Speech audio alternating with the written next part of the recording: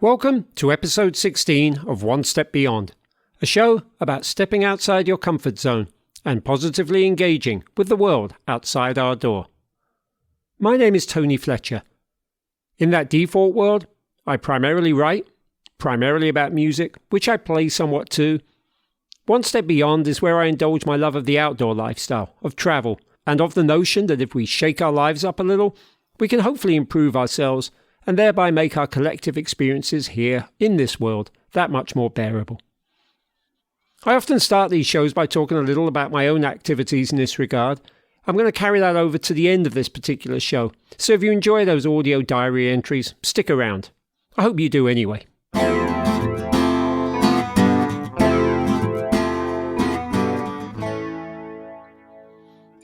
I'd really like to thank everyone who commented on the last episode, which I promoted as a bonus, a sort of half episode, a short story I put out for Thanksgiving, knowing that the traffic was going to take a hit with it being a big holiday weekend, and what with 3/4 of my listenership being in the States and the fact that I usually drop the episodes on a Thursday.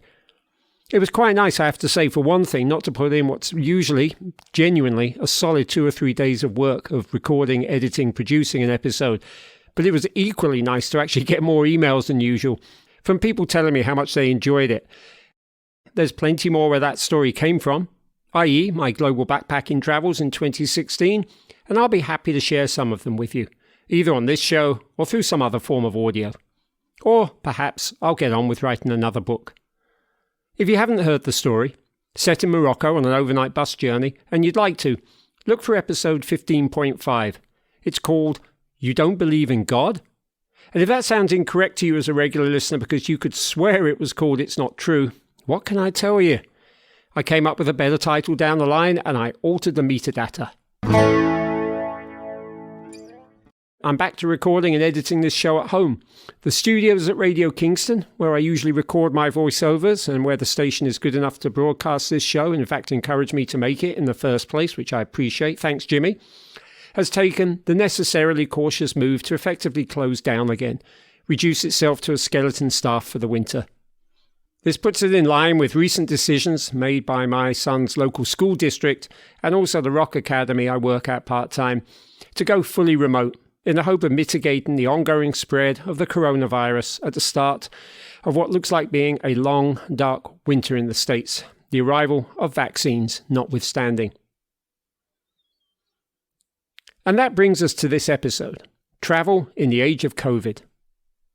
Almost everyone, myself included, has accepted that long-term international travel is just not viable this year, and likely well into next year as well. But what if your lifestyle is to travel? What if you live on the road? What if you are already somewhere else on the planet when lockdown happens? Does it all stop? And if it does stop, where do you find yourself when it stops, and can you survive there? And if it doesn't stop, what does that mean? And how is it to travel in the age of COVID? What are the challenges, the pitfalls, and hopefully the rewards? To that end, I spoke with someone who goes by the handle of the Nomadic Backpacker. His real name is Trevor Warman, and he has spent the bulk of the last 28 years on the road, living from country to country, bus journey to bus journey, hostel to hostel. Now, this would make for an interesting story in normal times, but I think it's even more interesting in 2020.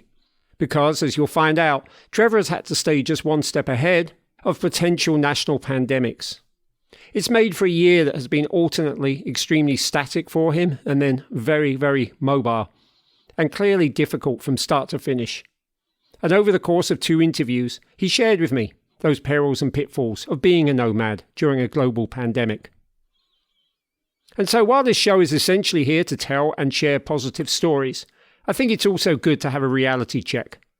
The world is not all unicorns and rainbows. My first conversation with Trevor was on September 30th, when things were looking relatively good for the planet COVID-wise, all things considered. And we talked a lot about his life of travel. Not so much favourite countries or foods or photographs, but about the nuts and bolts of it. About getting from A to D via B and C. And certainly about where and how he spent lockdown and what he was facing at that moment in time that we spoke, where I found him in the Balkans. But then Trevor's COVID circumstances changed, and so in mid-November we spoke again.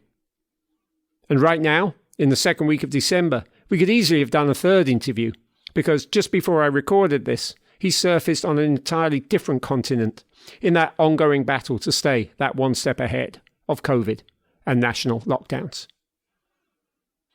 From where I'm sitting, I think Trevor's done an amazing job this year, not only of keeping himself safe while travelling, but keeping everyone around him safe in the process. But safe is not the same as sane, and on his nomadicbackpacker.com on December 7th, he wrote a long post entitled "Starting to Lose My Grip." I'm going to read some of it now and more of it at the end of our 2 chats. Travelling during this coronavirus pandemic has become a never-ending emotional roller coaster, he writes. People are posting about how they wish they were travelling, either because they can't leave their home other than for an hour a day, or the government has stopped them from flying out through fear of having to self-quarantine on their return, or simply by shutting the borders and or airports. I get it that you are going stir crazy. I am doing what you would like to be doing, and I am going stir crazy too. You are not alone. But people, I tell you, you do not want to be travelling right now. What you are wishing for is based on how you remember how travelling used to be. Travelling is no longer the same. The #new normal sucks like hell. Trevor and I talked by Skype for both calls, which prevents me from mixing our 2 voices separately as I can do with Zoom, and the second of the calls had what may have been some Wi-Fi issues. You'll hear what I mean. And with that, I invite you to kick back, step out, dress down, or do the fandango, whatever turns you on, and prepare to join us as we go one step beyond.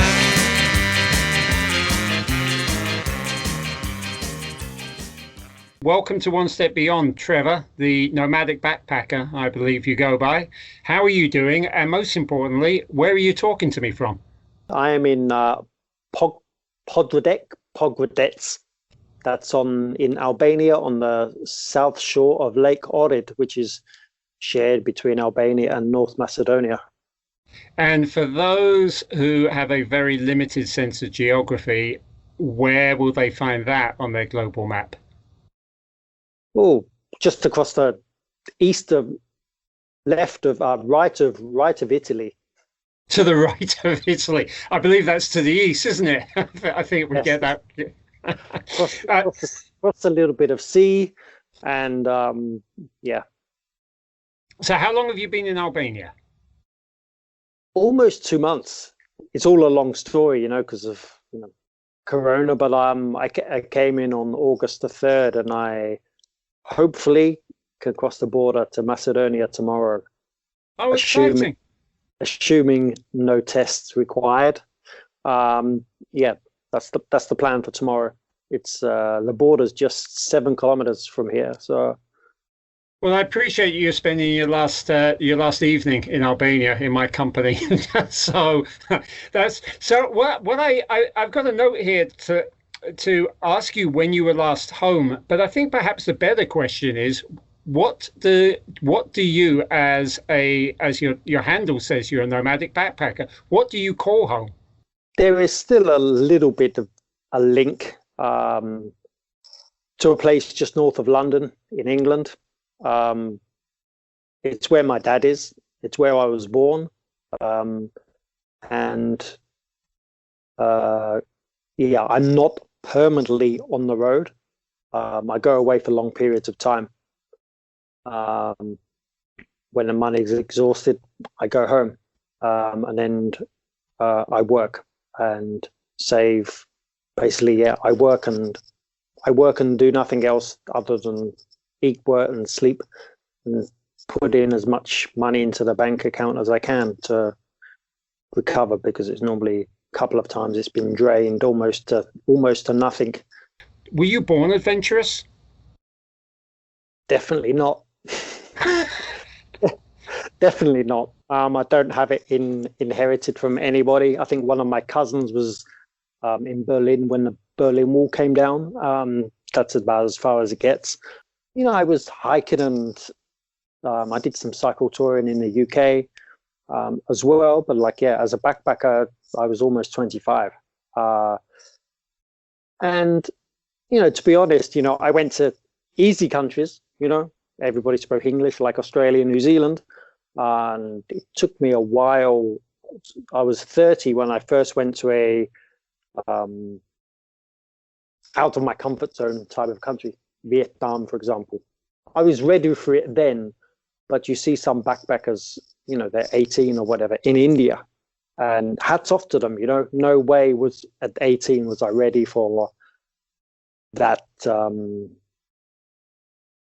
input from the chaos, how different life is in a country like Vietnam. At 18, I was nowhere near ready in my own personal development. But at 30, and then I was, and then you just keep on going to newer, exciting countries. Trevor's background prior to hitting the road was perfectly normal. Went to school, didn't love it, was happy to be done with it, took a job, went to work in a hotel in Scotland, and it was there that he heard from other staff that you could go fruit picking in Australia in the off-season. And that's it. I didn't travel to escape or find myself. Definitely wasn't escaping from anything. And if you're asking how or why I got into the traveling, it seemed a good idea at the time. And yeah, because the people in this hotel up in Scotland, sort of suggested it, and I thought, oh well, why not, And to be honest, I hated the trip. Australia is massive. Every time you go anywhere, it's 18 hours on a bus. I was thinking, what the hell is this? What's the point? I'm not I was very shy at that point, and I wasn't meeting so many people. I met some people, of course, but it didn't do anything for me. The first trip, I admit that. But then I went to Tasmania. It was 25 degrees cooler in Tasmania. It was raining. I was so happy. I know a lot of British people who are like, I need some rain in my life. It's the only I'm happy when it rains, Yeah, everything was green, and everybody was. The Australians are very friendly, but the Tasmanians, they were just completely off the scale of friendliness. So and you could go hiking. It wasn't 45 degrees, and obviously it's smaller. There was national parks all set up, easy transport options and whatever, and I loved it. I'm with him. For those who don't know, Tasmania is part of Australia. It's an island off the south coast. I went there in 2016, and after I went on to New Zealand, I came to feel like, Tasmania is Australia's own little New Zealand.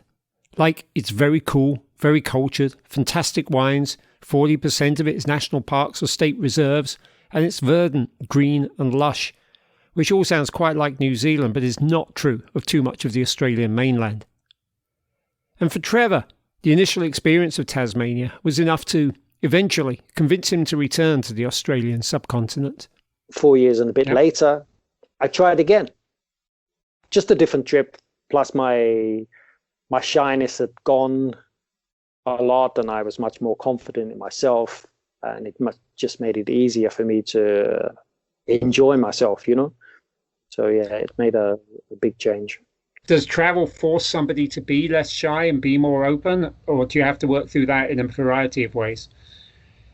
I think for me, I think it was more just being confident in myself, and having you have a few more experiences underneath your belt, and you can say, hey, I did this, I survived, and so it progresses, I'm really curious about once you started visiting these non-English speaking countries. Now, you said Vietnam was first, but you've now listed on your website on nomadicbackpacker.com, you've listed 96 countries that you visited and counting, and just scrolling through them, that the vast majority are non-English speaking countries. So that would beg the question, well, what is it then that has motivated you to spend effectively the last 20 years traveling as often and for as much time as you can?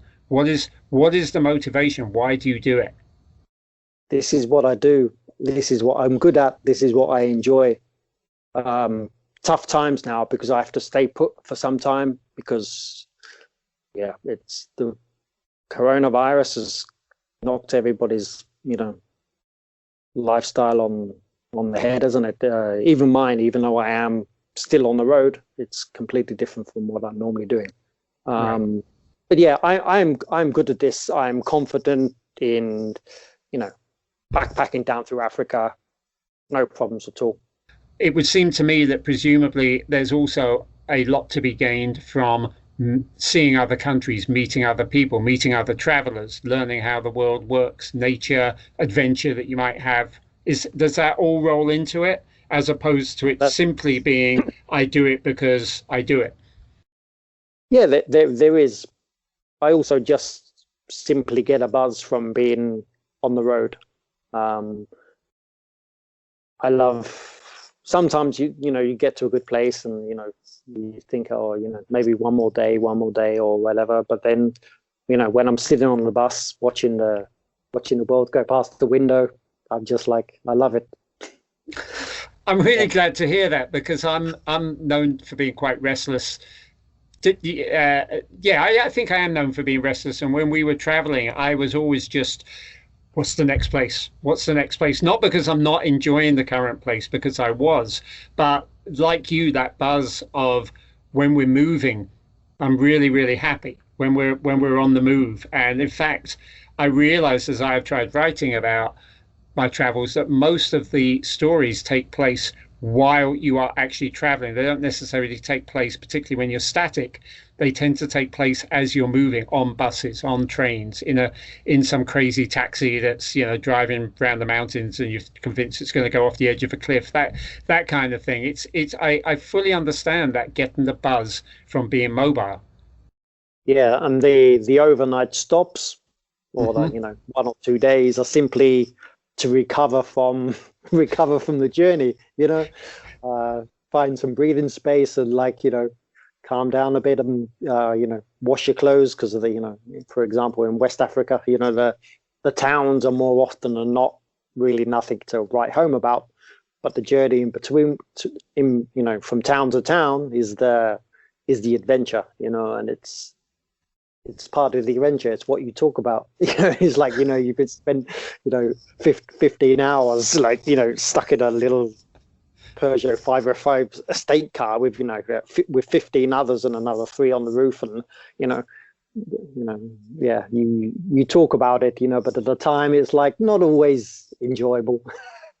You'll have heard Trevor mention Africa there. He did his first journey to the continent in 2013, exploring much of the western side. In 2016, he returned to tackle the country from its other coast. Next trip was Cairo to Cape Town, straight down Sudan, Ethiopia, Kenya, Tanzania, Malawi, Mozambique, Zimbabwe, South Africa, with a side trip to Lesotho in the middle of it. How was it? East Africa is enjoyable. West Africa I find tough, apart from Morocco, because it's a lot easier. But West Africa is tough. The roads and the language barrier. My French, I can speak French, but communication is taxing. It's not, I can survive, but it's taxing. Whereas East Africa, it's much more enjoyable. You can relax. I find I can relax a lot more in East Africa than I can in the West. It turns out that Cairo to Cape Town, overland, is a known route among travellers, which doesn't mean it's a busy one. Like in Sudan, it's not like, going to Thailand, and there's backpacker after backpackers, they see a few per month, but they are used to seeing us. They know what our needs are. Life is pretty good. Buses, trains, few boats sailed down the Nile from Aswan to Wadi Halfa in Sudan, I've crossed Lake Malawi in a boat as well. I wanted to take the one down Lake Tanganyika, but that didn't happen. Yeah, but mostly buses. Trains when there are trains. Then there's not that many trains left in Africa now. Right. So, and when you're taking those buses, because you mentioned something about Vietnam, there can be different levels of buses, sort of luxury buses for tourists, all the way down to your dollars for local people, and of course crowded taxis and motorbikes, the whole thing. You what would you tend to choose for travel? Do you try and travel as the locals do, or what do you find is the best way? Definitely. I take the local buses. Rarely do I take a tourist bus. Yeah, so I've been in the little tiny minivans in Indonesia. I've been in the minivans in Kenya, and the shared taxis in West Africa. I've been in everything. Would you think that makes it a little easier? Just the fact that the more you travel, the more comfortable you can be with traveling, the more confidence you can have about just traveling with the locals and just dealing with discomforts and knowing that things are going to be safe. You'll get to your destination eventually. Yeah, it comes with experience. Yeah, my first time in Vietnam. You're going from the airport. I think it was it was already dark, and you're going down the road in a small minivan in Vietnam, and it's a freeway, but there's buffalo crossing the road, there's people crossing, there's bicycles zigzagging, and there's cars swerving, there's trucks swerving, and the minivan is going through trying to avoid everybody. They'd oh my god, and you're gripping the seat in front, and after a while you you don't even notice it anymore. Unfortunately for Trevor, at the end of his overland trip all the way down through Africa, through countries that most people will never visit in their life, then at the final destination, the big tourist coastal city of Cape Town in South Africa, he was accosted by two knife-wielding attackers on his walk from the bus station to his hostel. Somehow he escaped unscathed and with his bags still in his possession, despite being wrestled to the ground. He figures someone may have stumbled on his attackers and frightened them. The experience clearly frightened him. I'm vulnerable because you're on your own, and I refused, stupidly sometimes, to take a taxi for such a short distance. But some countries have got a reputation as being dangerous, more dangerous than others. Some deservedly slow. So you got to trust your instincts. The situation in Cape Town was, I'd done 19,000 kilometers through Africa. All about the, couple of rush trips to the bathroom and a few bed bugs in Ethiopia, but nothing. Everybody was friendly and sometimes over friendly, but that's it's normal. But it was a huge disappointment, to be almost nobbled on my last town, my last stop there. So, but is that the very worst it's been for you? I mean, having been to 96 countries, how many times have you been robbed, and how many times have you been physically attacked? Yeah, attacked, yes, one time on that trip in Cape Town. Now, I don't know about you, but I got attacked more than that on an average year in London growing up. Truly, it was a rough city. Which is not to downplay in any way, shape or form the terror of being attacked at knife point in a strange country. The good news is, though, there's always someone to remind you that humans are, largely, decent people. And it was also in South Africa that Trevor was taken in by a woman and a husband for a night of sustenance and rest when he was seen looking very lost and out of sorts at the bus station elsewhere in the country. And unlike Ollie Hunter-Smart, who walked the length of India and was my guest on episode 14, Trev says that those kind of interactions are minimal. I'm very wary. And, you're on your own. You are vulnerable. You don't know what you're getting into, and you got to make a snap decision. Do you trust this person or not? There's a saying where, if the person is looking you in the eye, you can trust them. If they don't give you eye contact, avoid them.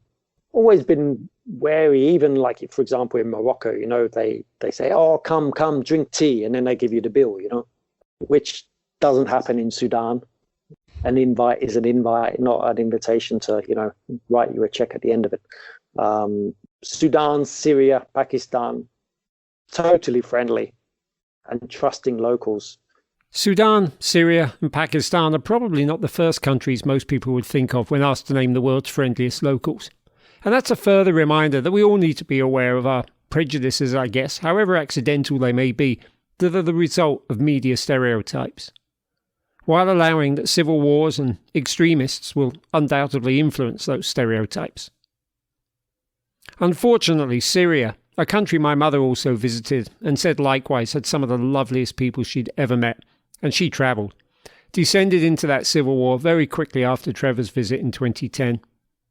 The internal collapse of that country and the inability of the rest of the world to help address it was surely the great international tragedy of the previous decade. It's difficult to imagine when any of us can safely explore Syria again. At least there are plenty other countries out there. Oh, but having 96 countries, are you trying to tick them all off? Is this a numbers game, or is it about the quality of your travels? Quality, yes, because if I'd wanted to, I could have done 150 by now. I'm always happy to get, I'm going to go to a new country. I'm always happy to do that, and I'm aware of how many I have been to, but not, it's not the goal. I've been to Borneo 6 times, I've been in Thailand 10 times, I've been in Peninsula Malaysia 10 times, if I devoted my time and energy and money to tick them off, I've only got to go to South America, and tick all of them off there, I'm aware of it. I like to be aware of the numbers, but it's not the goal, because otherwise, like I said, I could, because I generally spend a month in each country, it's not like I'm there for one day and then go to the next one and tick off another, spent, 3 or 4 months or 3 months in some places, Yeah, sometimes you need to have the experience. How given the lifestyle that you lead, how easy is it to develop and maintain your personal relationships? I guess I mean romantic relationships. And is that something that is even been part of your life? I mean, that's one thing that somebody looking at your lifestyle would, I'm sure, ask. They do happen, not for a while, but my experience is they happen a lot less than people like to make out they do. Maybe I'm just I don't know, whatever. I don't know. Yeah, they do happen. Maybe because I don't go to enough bars. Maybe it's just easier if you go to a bar, just like it is anywhere. I'm getting older, Maybe this whole backpacker game is more, it is obviously a younger person's game, but I'm still having fun, I don't care. Okay, I'm 53 soon, I don't I'm still doing my thing, all the people I met that, who were in India at 18 or whatever, they've all gone home, married, never traveled again.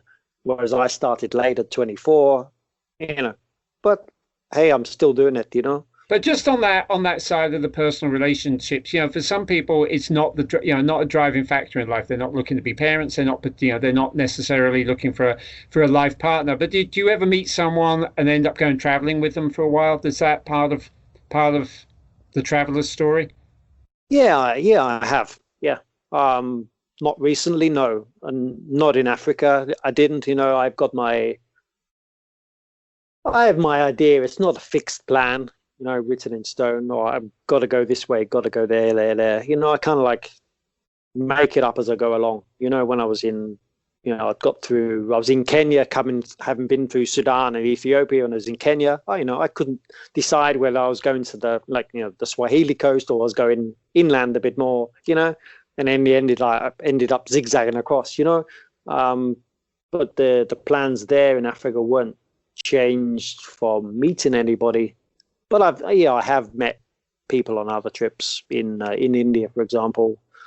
I met somebody and we traveled together for almost 3 weeks, but they had a shorter time frame, So yeah, that was a very beautiful experience. That was. So yeah, I'm not a complete die-hard loner.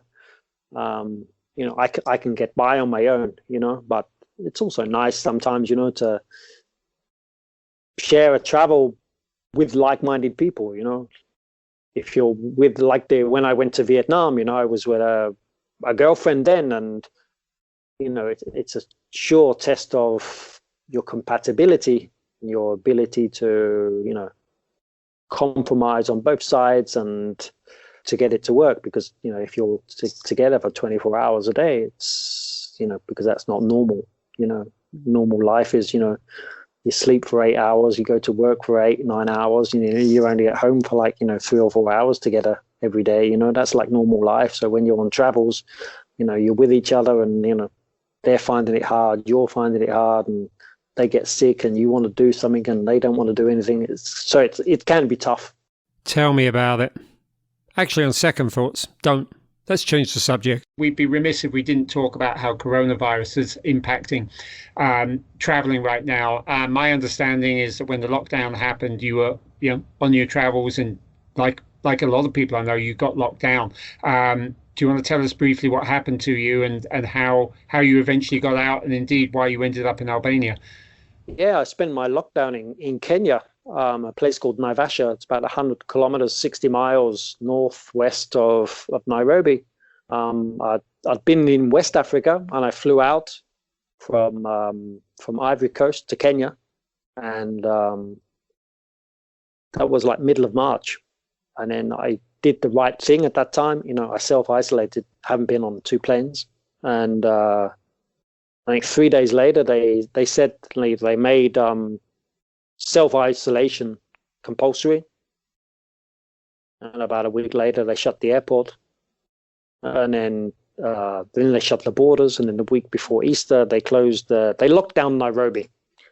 So I was out of Nairobi and I could actually go, but they closed most of the hotels. So it didn't seem no point in going anywhere.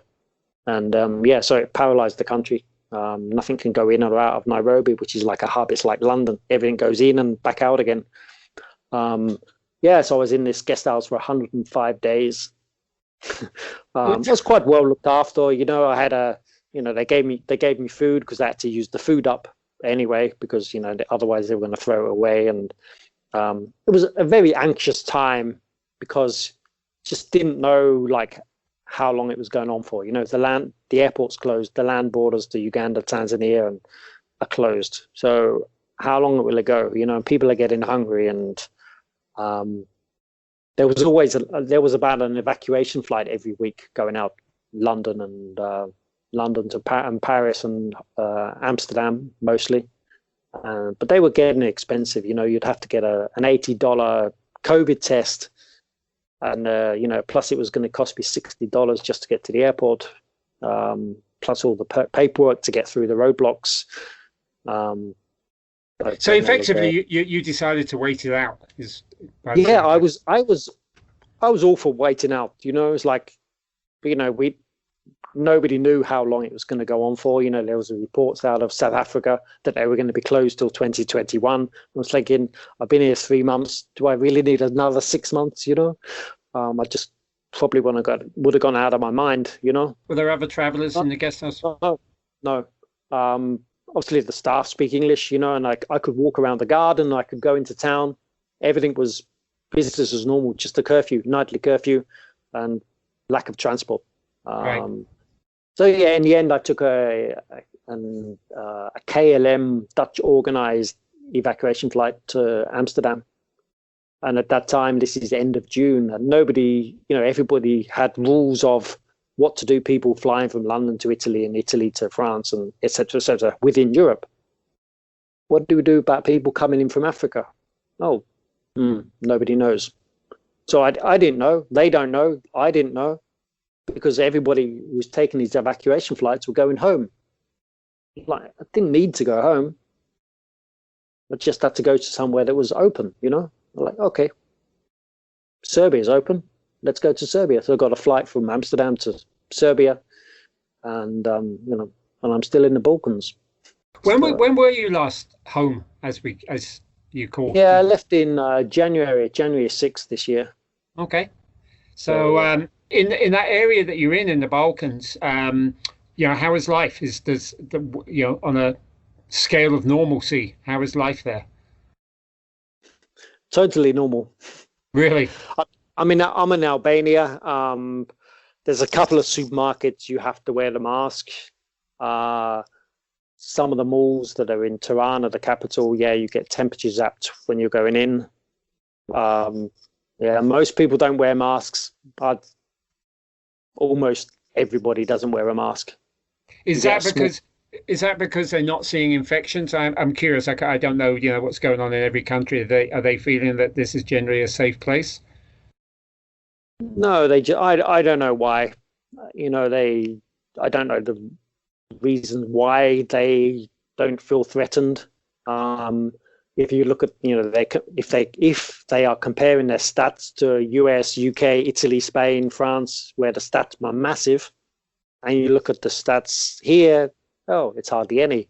But then like there's a tiny population here, Plus they're not testing. They don't know. They're not testing people, Without test, you can't have cases, can you?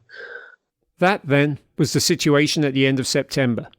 By the middle of November, rates were rising everywhere, but especially in Central and Eastern Europe, and perhaps as a direct result of the laissez-faire attitude to the virus that Trevor was witnessing. Unfortunately, despite taking his own precautions, he got caught up in all of that, as we discussed when we reconvened for a second talk.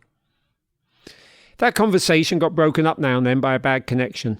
I'm sure you can fill in any gaps. Can you tell me your movements since we spoke at the end of September and how it's been impacted by COVID? Yeah, I'm now in Cappadocia in Turkey. It's been quite an adventure. As you said, when we spoke last time, it was my last evening in Albania, and I crossed as planned the next day into North Macedonia. Went to a couple of places, but the big adventure, not really adventure, it's not really the right word. Apparent how difficult, how testing, how scary travel in this coronavirus pandemic can be. Essentially, events went like this. Trevor shared a dorm room in Skopje, North Macedonia, with another traveller who was going to get a COVID test in the morning to continue his own travels by motorbike into another country. It seemed a routine process, except that other person's test returned positive. And Trevor was swiftly informed by the local health department the same day that he too needed to quarantine for the next 14 days. That necessitated a frantic rush to find a place he could safely do so, considering he could hardly continue in a shared dorm room and no hostel readily wanted someone who might be infected with COVID. He ended up in isolation on the top floor of a hostel. Fortunately, he didn't develop symptoms, and he found out from the other traveller that it didn't get any worse for that guy either. But it was a heady reminder of the perils of travel in the age of COVID.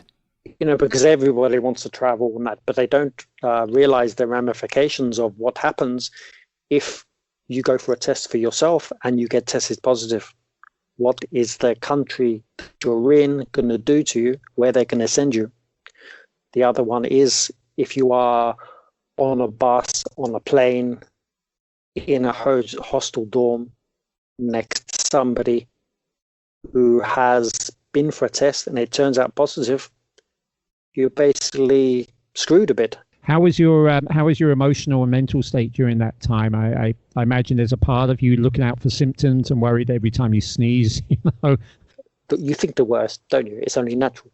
And every sneeze, every sniffle, you think, oh my God. I think I was good until I would have a bit of a breakdown on day 2. And then I think the next one was at about 5, and then I was pretty good after that, Spending 14 days locked in a room at the top of a hostel in a city is nobody's definition of a nomadic existence.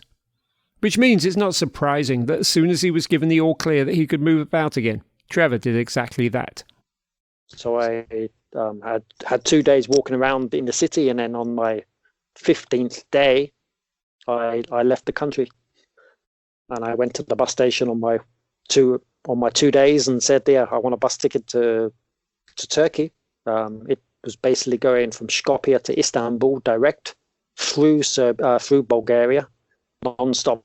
How's the situation in Turkey, and how do people feel about COVID there?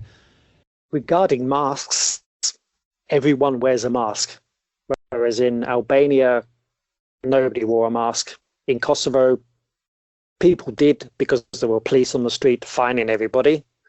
North Macedonia was a case of you wear a mask because there might be some police around. Whereas in Turkey, everyone is wearing them. I got stopped in Istanbul once. I got stopped in Ankara. They're checking ID, and they're stopping cars left, right, and center for driving licenses and everything. I was watching one of your videos, and interestingly, for a country that sounds like it's taking it so seriously, I think you said you were able to just come into Turkey without temperature checks, tests, etc. Was that because you were carrying any information from North Macedonia, or was that some kind of lapse in the Turkish system when you came through by bus? Yeah, I'd say it was the latter on that, because we arrived at the main. It's the main border crossing, isn't it? I don't know the name of Edina or something like that. I'm not sure how it's called. It is the major border crossing between Turkey and Bulgaria. Just straight in. In one of those moments of, perfect serendipity, the very day I'm editing this, the New York Times is running a story about Istanbul, how it's locked down for locals, but not for the tourists. The story does say that, quote, since reopening its borders to international tourists in June, Turkey has not required testing or quarantine upon arrival. Health screening and temperature checks are carried out at airports, and anybody found to have COVID symptoms is taken to a medical facility for testing. Now, that story mentions airports. It doesn't mention the lack of screening or temperature checks elsewhere at the border. But that said, if Turkey's measures seem somewhat extreme in terms of policing the cities and possibly somewhat lax in terms of policing the borders, well, let's take a look at their cases and death rates. And as of this same today, editing the show, those rates are 1/3 those of the USA. Case rates per 100,000 and death rates. Turkey, then, gotta figure, is doing something right. And that includes giving tourists their very own code, meaning they can trace you as you go around the country, and presumably contact you if they figure you've been exposed. I don't know how it works regarding the track and trace, because they don't have my WhatsApp number. They have my passport number. That's all they have. And I've got a code which I need to produce when I want to buy a bus ticket to the next place. When you go to a hotel, yes, they lock your passport. So I've been in like 4 places now. So I'm not 4 or 5 places. So I'm not sure whether it's automated into the police immigration system that immediately they know where you are. Could be like that. There are going to be those people listening who are going to just instinctively say, like, dude, stop traveling. This is dangerous. We've got a pandemic going on, and it's travelers, it's people who think it's safe to travel, nomads, whatever you want to call yourselves. You're the ones spreading a virus around the world. Can't you just stay home for a few months until we get through this? So what's your response to that?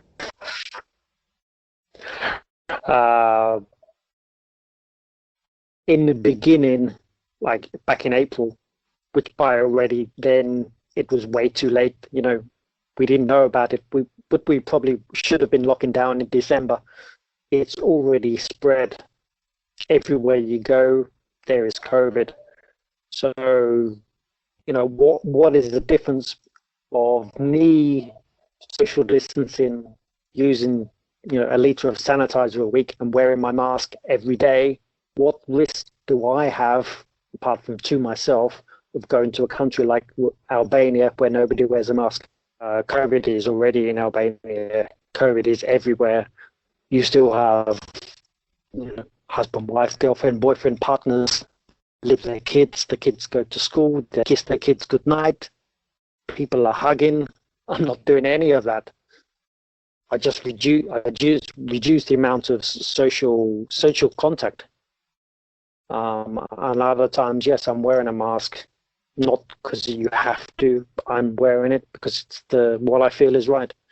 I do want to mention this, that when the European football started up again, sort of, several weeks back, it was fascinating. I was watching just this compilation of all the goals from like one day in, like maybe the Champions League or the Europa League, and all across Western Europe, there were no fans in the stadiums. They were like, empty stadiums, and all across Eastern Europe, it was just this weird culture shock. You'd see fans there, whether or not they were masked up, you'd see fans there. Sure enough, the sort of, the spread has really taken off in Eastern Europe. So I personally can see some cause and effect, just like I can when a state like South Dakota says, oh, no, this doesn't affect us. We're this big, wide open state with no residents. Why don't we have a massive motorbike rally? You can bring 200,000 motorbikers in here. It's absolutely fine. And now South Dakota has a higher death rate than probably any country in Europe. There are things, but that's to do with people who are not taking precautions or not taking it seriously, which I recognize that you are. But it also brings back the question, which we definitely hit up on last time round, which is, what is home for someone like you? Home was always the house where I was born, where my father is still living. He is high risk, determined by the government. He is high risk, so. I cannot go back there, so I have no place to go there. The economic situation, trying to get a job in the pandemic, it's pretty hopeless, isn't it? So there's no real call for me to go home, although if I had the financial strategy to have a place, maybe I would, just go there and stop for 3 months, till it all gets under control. But it's not viable for me. It's impossible for me. So it's also a little bit scary that you can't just go home, and go and live with your parents. Or go and live wherever. But I think most of the people are going towards that. Traveling isn't the danger as we once thought it was. Being irresponsible is the bad bit. What's next for you, Trevor? After Turkey, I really don't know. Who knows what's going to happen next week? You make a plan, and tomorrow morning it's gone. There's no more option left. And that's largely how it turned out. Trevor travelled on further in Turkey, having a good time by the looks of it. But then in late November, Turkey itself went into a partial lockdown, closing everything from 8 p.m. to 10 a.m., even at the weekend, due to rising infection rates. And Trevor decided to get out of there. He promptly resurfaced on his third continent of the year, way across the Atlantic, in Mexico. Now here's a fascinating thing. Trevor's been to 96 countries. Actually, he's up to 98 now with Mexico. He's made his way through Africa 3 times, solo, has travelled across China twice, solo. He's navigated all kinds of hassles and hardships even I would never want to contemplate. And yet, until now, he's never been to Latin America. As he said on a video filmed at the Teotihuacan pyramids outside Mexico City, I'd always regarded this part of the world, Latin America, as a place I wasn't entirely comfortable coming to. The real reason was my fear for the security aspect here. And perhaps that just shows that even the most adventurous of us is capable of getting into their own comfort zone and staying there. Because here I am, almost in awe of this person for his travelling exploits, and yet I've travelled to Latin America several times, and he hasn't. And as Trevor points out for himself, he made it through 5 months in China where almost no one speaks English and he doesn't speak Chinese, so what's the likely problem? For the record, Mexico has been hit with one of the higher COVID infection rates, but as things stand right now, in this second week in December, going by 7-day figures, it's no higher or lower than other large countries, essentially right there with the UK and USA. Still, None of us wants to come down with the virus, not when we might find ourselves hospitalized in a foreign country with no idea how we'll pay the bills. So, while I read about Istanbul being open for tourists, and I think, oh man, can I not just get there over Christmas maybe? And while I see pictures of Cappadocia, where Trevor had been, and think, oh, I so wish I could be out there in those amazing, weirdly shaped, eroded hills, just hiking and running and being in the open air. And going so far as to think, well, what's the impact on my family if I do go somewhere? And what are my quarantine requirements when I get back? And could I pull it off? I'm also listening to those on the ground in these hotspots. In the middle of this December 7th blog post, Trevor lists some of the hassles he's been through in his past travels and how, though they aren't fun in the moment, time has a habit of healing the wounds of the negative aspects, and you end up retelling them down the line as fun experiences. But then he writes, I will never be retelling my stories about how fun it was travelling during COVID-19. I've just escaped from Turkey as it was starting to lock down again. The 14-hour flight was packed. One Russian lady was refusing to wear her mask. We were that close to aborting takeoff. I hope she's barred from travelling. I don't want to talk about their effectiveness here, but rules are rules, and if wearing a mask protects me and others from spreading any germs to the next person or them passing their germs on to me, even by just 10%, I will happily wear multiple masks for the duration. Some days I feel weird. It doesn't help that I'm sleeping bad or staying in polluted cities, and most days I'm finding other things to worry about. It's always on my mind, do I have COVID? I am writing this at a time when morale is a bit low, and yep, I feel lonely. I'm heading for the coast soon. I'm planning to stay a while and hoping to find a traveller type of place that has private rooms. It's going to be hot, so there will always be lots of fresh air. I can deal with that. I would like to have a hug. I would like to kiss some girl. I need to get laid. It's been a way too long. I want life to go back to how it was. It's a horrendous, emotional, never-ending roller coaster.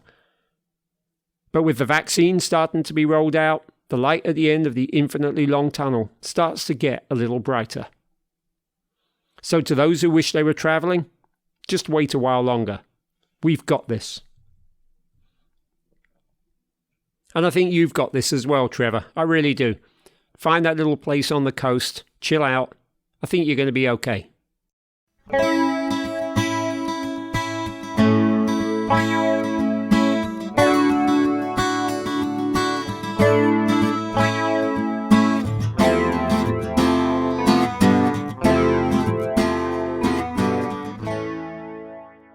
You can find Trevor at nomadicbackpacker.com, where you can buy him a coffee. No, really, you can. As well as on Twitter and YouTube, also as a Nomadic Backpacker. I'll put those links in the show notes, along with the New York Times article about Istanbul.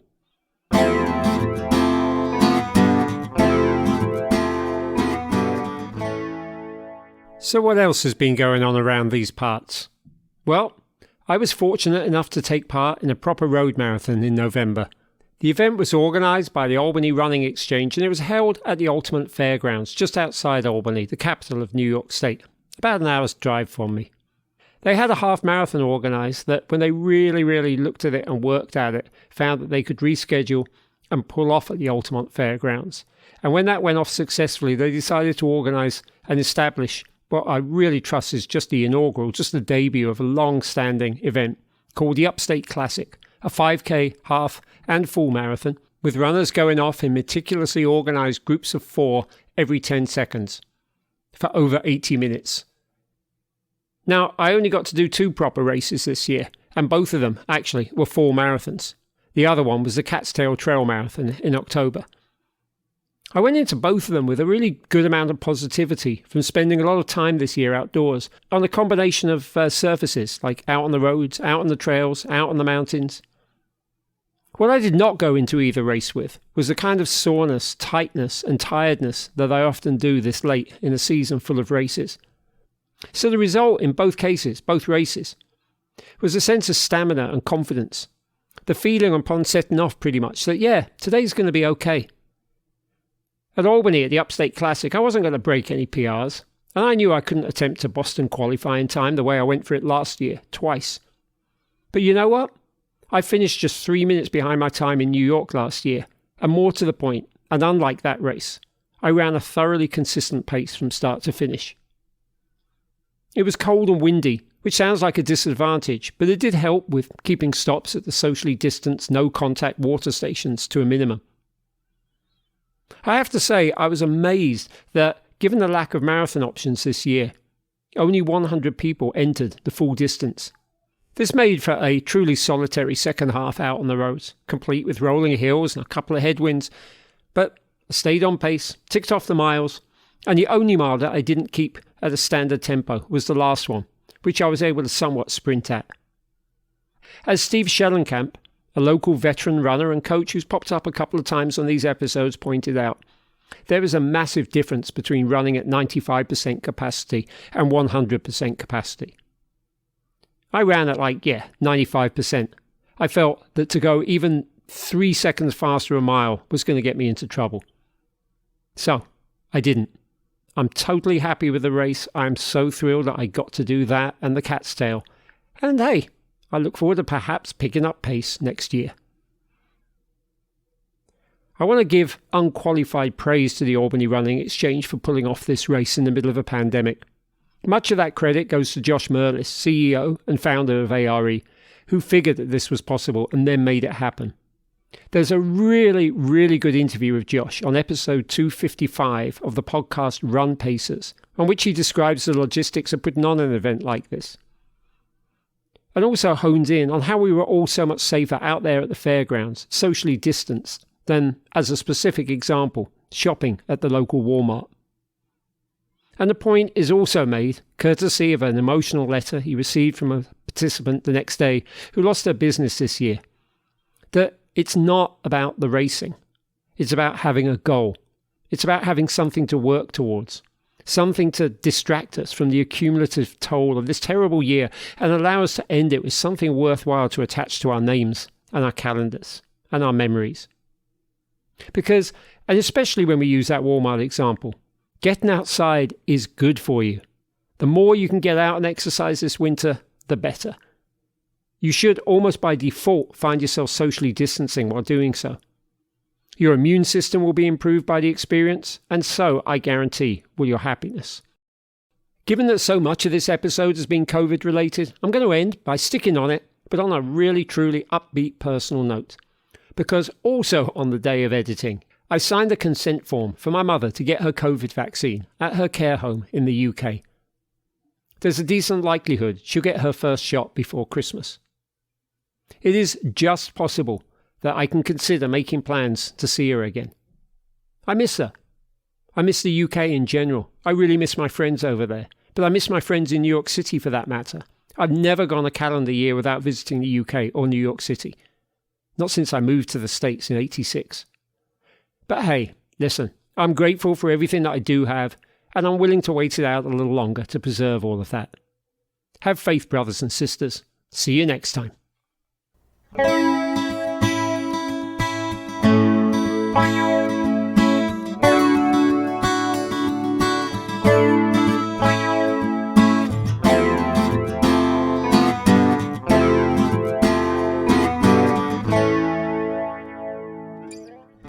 This episode of One Step Beyond was written, produced and narrated by Tony Fletcher.